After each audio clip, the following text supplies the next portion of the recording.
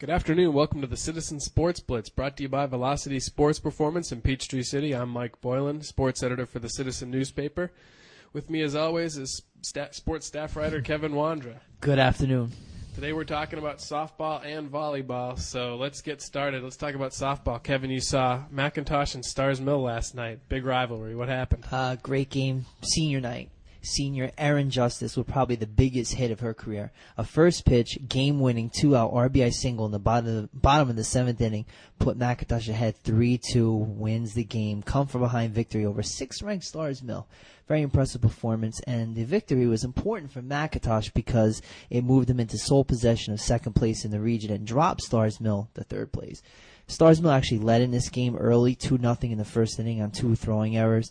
But an error by Stars Mill in the bottom half of the inning and Jessica Conaway's RBI single in the fifth tied the game. Senior Morgan Kidd wasn't her usual dominant self, but she pitched very well, struck out 6, gave up 3 hits, no walks, and 2 unearned runs to record the victory.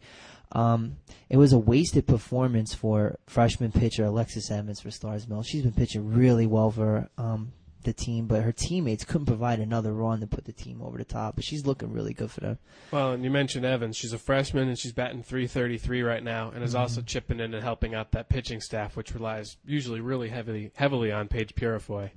And McIntosh, this is the second time in like a week they've beaten a ranked opponent and a local rival, so they've got to be feeling pretty good about themselves. Right, they beat Whitewater last week. The team is hot right now. Stars Mill was in the Brookwood tournament over the weekend, and they went 3-3. They beat Pike County, Valdosta, and Central Gwinnett, but lost to Grayson, Ringgold, and Northside Warner Robins. They got good performances from Purifoy, Tiffany Taylor, Chesley Savage, Alexis Evans again, Carly Asman, Mandy Jones, Veronica Harper, and Heather Walker. So the team's pretty well rounded. They should be in good shape for the region tournament. Do you agree? Right, definitely. I mean, they'll always have a strong softball team, but they're kind of been playing up and down right now, though. It's been inconsistent for them, so hopefully they could put everything together and they'll be a contender. Another team that was also playing in the Brookwood tournament was Sandy Creek, 7th ranked Sandy Creek. They finished 4-2 to win the Maroon division. They beat Parkview, Wesleyan, Collins Hill, and Pike County. Its 2 losses came against Eastside and Northside Warner Robins. Creek's 2 pitchers are outstanding again. Kayla Folds and Hannah Braswell. We've been talking about them all year, Mike. And at the plate, Candace Dunn, Megan Sitton, Kayla Aubrey, and Haley Williams all hit well. What impresses me most about Creek is how well-rounded they are. They're strong pitching, they can hit, they can play defense. It's this is one of the best Sandy Creek teams I've seen in a long time. It really is. I've been impressed with them, and they had a heartbreaking loss last night, I think, to Cass, which was a region loss. Right. So now they're 2-1, but they're a team that is going to be there at the end. They should make the state playoffs, and they'll be a tough team. Right. You mentioned Candace Dunn. Watching her play shortstop's just amazing. She's one of those players that she's just gritty. She's one of your favorite players. She is. She doesn't give up, and I really appreciate seeing that kind of effort. Right. I think that's great. So do we know of any big games that are coming up later this week? I know Sandy Creek's got another region game tomorrow, but that region tournament's looming. What are some of these teams are going to face each other for a second time? Which games are you keying in on that'll be really significant? This upcoming Tuesday, Stars Mill plays the region's first-place team, Northgate. We have a bunch of huge games next week. Whitewater coming off a loss to East Coweta last night, 1-0. They have Westlake and Creekside. Actually, not really big games, the region games, but you got to expect Whitewater's going to win both of those games. McIntosh has county rival Fayette County, another county rival Sandy Creek in a non-region game. 2 big games for them. Fayette, we mentioned McIntosh. They play at Woodward on Wednesday. Then Sandy Creek over the next week. They play 4 region games. Carrollton, Cedartown, Villa Rica, and Central Cal. And they also play McIntosh. So we'll see where Sandy Creek stands after next week. Well, and all these teams are going to be in good shape heading into the playoffs, playing that level of competition. Right. Stars Mill playing Northgate. They're probably going to see Northgate again in that region tournament. So They want to know how they're going to stack up. Okay, well, we're going to take a quick break. We'll come back and talk about volleyball, so stay tuned.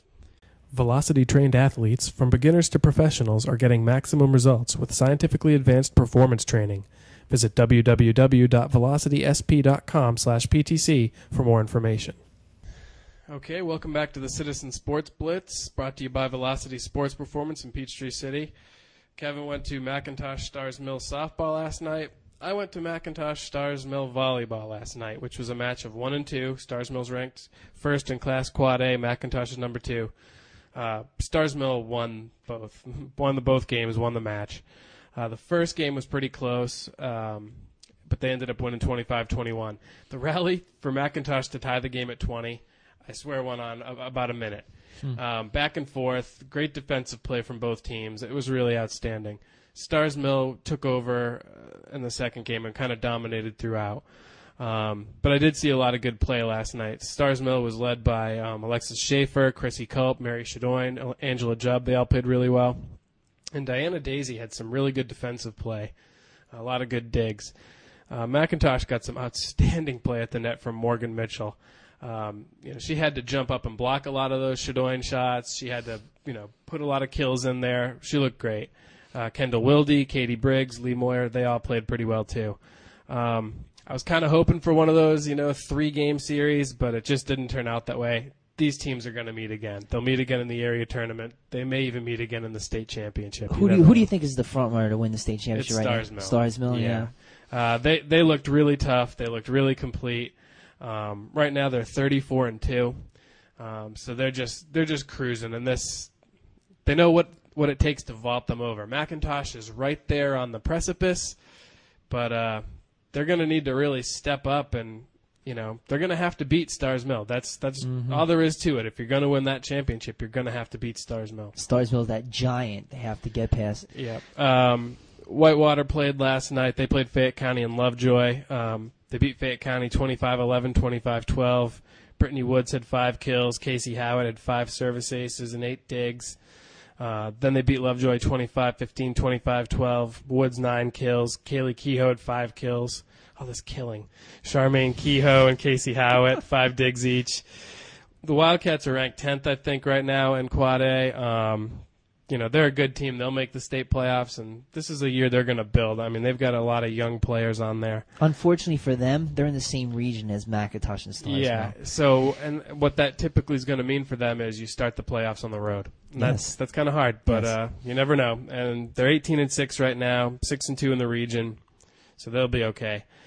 Now, last week, after we recorded last week's episode of the Sports Blitz, I went and saw Landmark play Sandy Creek. And Sandy Creek wins the first match. They're in position to win the second match. They lose it. They lose the deciding match. They didn't beat Landmark again. There were some questionable calls, but the level of play from both these teams was just outstanding. Landmark's Monique Mead. Watching her play volleyball is something special. She had 24 kills against Sandy Creek, a 500 kill percentage. Stephanie Cash had 21 digs. The team as a total had 66 digs. And, I mean, that's just amazing. Sandy Creek was not – I mean, they were pounding the ball in there, and Landmark's saving the game. Right. They saved themselves from a loss. Mead, on the season, has 234 kills. That's 4.1 kills per game. She's going to Tech next year. She is something special. When you see her play, you can understand why she is the team's top player. Would you say she's the best player in the area? I know it's difficult. That's a she difficult Shoyden call. Let's just say Stars Mill. if I had to put a volleyball team together, right. she'd be on my team. Okay. So would playing it safe, Mike. So would Shadoin. Right. There's a lot of good players right. out there. Sandy Creek got some good play from Sherry Smith, Lauren Bellew, Mally Howman, Jennifer Dunn. And they both bounced back and beat Fayette that night too. So they played pretty well. Now in Class A, Our Lady of Mercy, their senior setter Katie Bischoff has 49 assists, 16 digs, 2 kills over their 4 matches last week. They're 10-13 overall, but like we've said before, they're playing a tough schedule, and they're a team in rebuilding. Well, how about their area record, 4-1? 4-1, that's and what counts most. I think they have Landmark next week, so that's going to be a huge game to see where they stack up and how that region tournament's going to go. They play Creekside and Noonan tomorrow, so Mercy's in some good shape. They should make the playoffs too, and that's all they're looking for, is to make the playoffs. Their goal this year was to make the playoffs, not as the 4 seed like they did last year, but as the 3 seed. So that's possible. Wow, we're out of time already. Thanks for tuning in. We'll see you Friday for our football and cross country. See ya.